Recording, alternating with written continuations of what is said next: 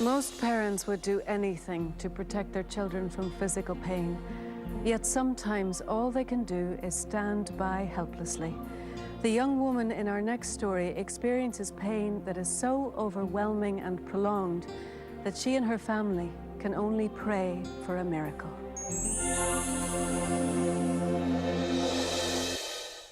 It was December 24th, 1993, and 14-year-old Tricia Zemba decided to spend part of the day before Christmas outdoors, horseback riding. It was one of many activities that she enjoyed, and she appreciated the special relationship that can develop between a horse and its rider. It's just a feeling of union. It's a feeling of being one with another living creature and knowing that there's a certain friendship between you and the animal. There has to be, for you to be able to ride and do it successfully.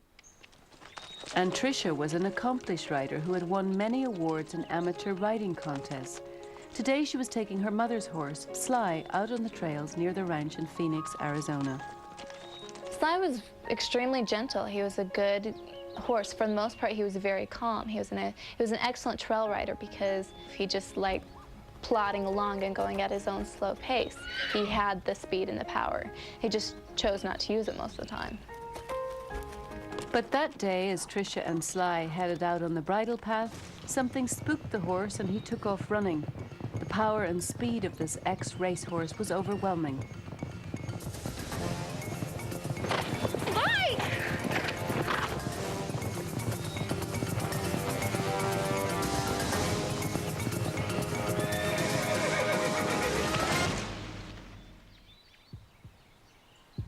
All of Sly's 1,200 pounds fell on top of Tricia. They both lay there stunned. And for a horse to get up, they can't just stand up. So he had to use his full weight and push down on that hip and that leg and push himself up using my body as a kind of a cushion against the ground. Once the frightened horse was on his feet, Tricia was able to get up. And to her amazement, she didn't seem seriously injured. I was sore, I was bruised, and that was the extent of it. Oh, I know what that is. Even so, the next day on Christmas, Tricia was taking it easy, and her parents, Joel and Mary Jane Zemba, were only mildly concerned. It was a pretty typical Christmas morning. My little boy getting up early. Tricia came out and joined us, but she was stiff and sore. I gotta use it, yeah. That was Tricia's idea. Okay, easy hug. You're so well. Woo! She kept telling us she was all right. She stayed on the couch, but we had Christmas morning. We opened the gifts, except she was sore.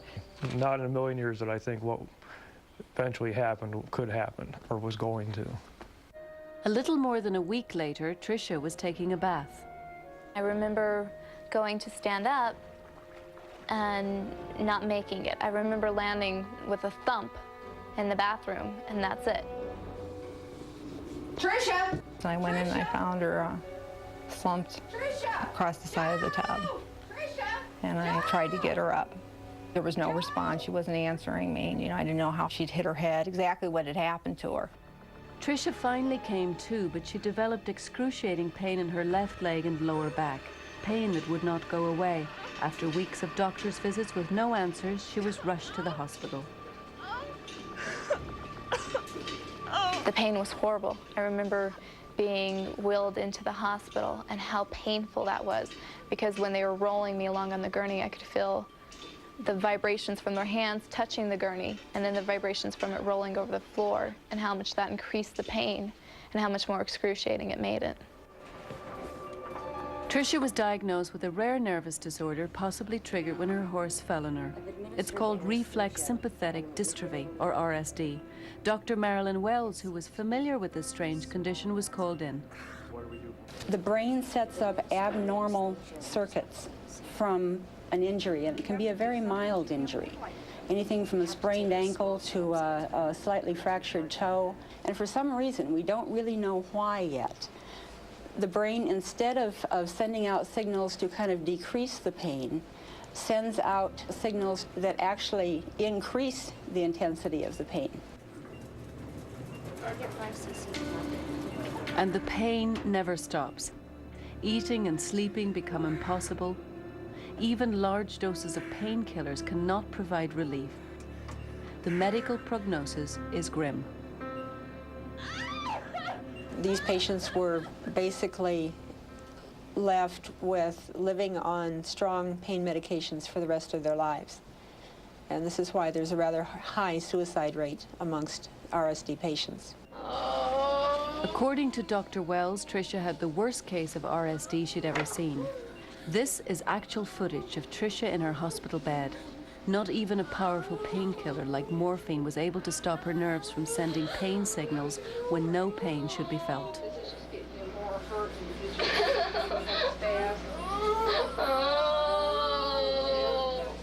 It was horrible to see my daughter in this kind of pain. I was totally helpless to help her. I was supposed to take care of her, and I couldn't make it go away. I think it's the worst thing you can go through is to watch your child in pain and to be totally helpless, to be just nothing you can do for her. Meanwhile, Tricia's team of doctors were running out of answers. They had tried everything possible, including running anesthetic directly into her spinal column, and it wasn't touching the pain. The doctors prepared Tricia's parents for the worst. I don't really know how to tell you guys. They believed that there was no hope, that this was going to continue on. He said we needed to think about institutionalization, and that we needed to think about our son and our own lives, and that they would take care of Tricia. Even Dr. Wells had trouble accepting the inevitable.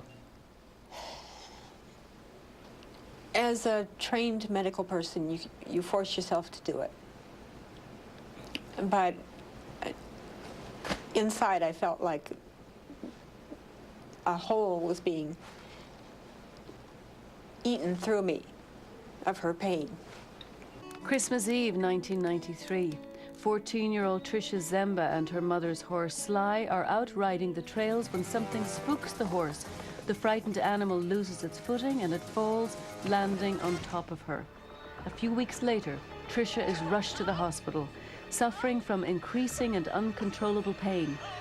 Eventually, she's diagnosed with RSD, a rare and untreatable nerve condition. And now, all Tricia is able to do is lie in bed and suffer excruciating pain day and night. Even the touch of cloth on her skin is enough to send her screaming. Weeks turn into months as Tricia remains confined to her hospital bed, racked with pain. And then one night at about 3 a.m., with her body once again contorting in anguish, Tricia begins to pray.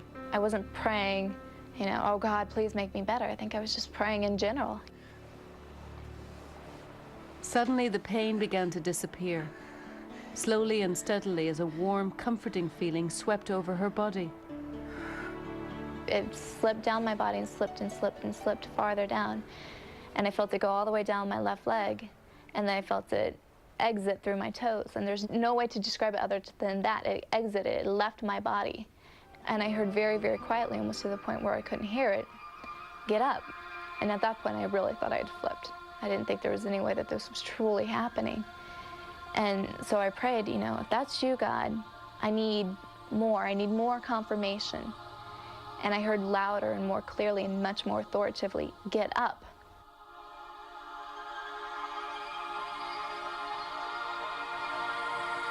And I set my feet down on the ground, and when I set my feet down on the ground, I didn't have any pain anywhere in my body. My whole body was pain-free. She stood there for a moment, not daring to believe, and then walked out of her room and down the hall. The night shift nurse on duty was the first to see Tricia walking, and she was in total shock. It's amazing to me that she didn't just pass out and fall on the floor, because she just looked like she'd seen a ghost. She couldn't believe it. What are you doing out of bed? She knew that I shouldn't be able to do that. She knew that the RSD should still be controlling my life, and it obviously wasn't.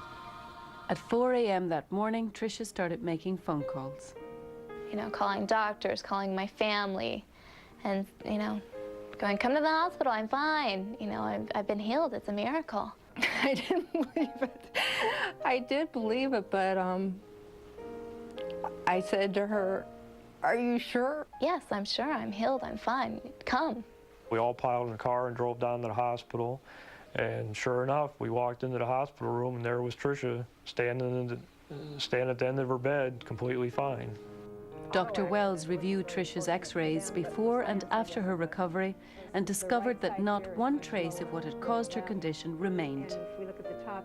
In my experience and in my knowledge of RSD, there has never been a spontaneous remission. In other words, just symptoms vanishing like that in the history of medicine. Deep inside, I think most physicians understand the presence of the spiritual in this world, even though we have to look at it through scientific microscopes, if you will. Doctors cautioned Tricia that the syndrome could return as mysteriously as it had disappeared. But today, 5 years after its onset, Tricia is living a full, active life and has absolutely no recurring symptoms. Every morning when I wake up, I can't take for granted that I'm able to get up and walk out of that bed, because I know what it's like not to be able to do that. I was given such a gift that I don't understand why I would be chosen to give that gift. You know, I'm not perfect, I'm not holy, I'm not some saint, I'm just the everyday person.